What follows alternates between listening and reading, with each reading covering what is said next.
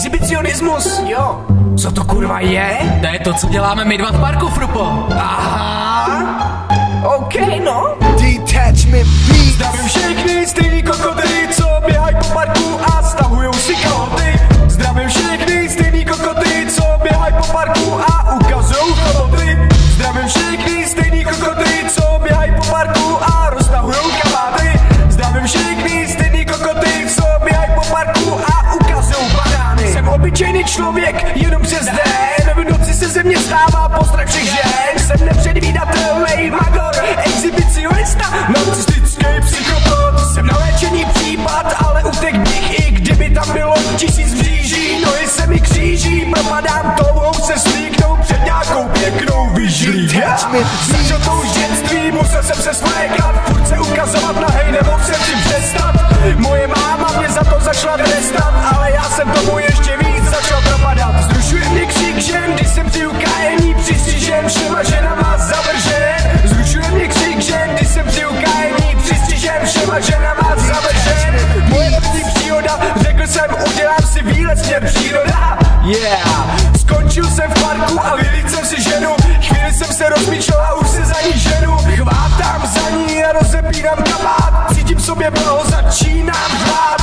Ona to uslyší a pomalu se otočí. Podívá se na mě, hlasitě zakřičí. Začala ječet a oči si zakrývat. Říkám, ne paní, vy se musíte dívat. Řekla, ať jdu do prdele, že jsem strašný slívák. Zapni si ten kabát, chlapče, vypadá, že chvívák. Neúspěch mě neodradil, slíkal jsem se dál. Po čase se ke mně přidal další psychopat. Byl to můj kamarád, stejný magor jako já. Pořád jsme se hádali, kdo je větší uchylák. Zdravím všechny stejný kokoty, co běhají po parku a stahujou si kalhoty. Zdravím všechny stejný kokoty, co běhají po parku a ukazujou choboty.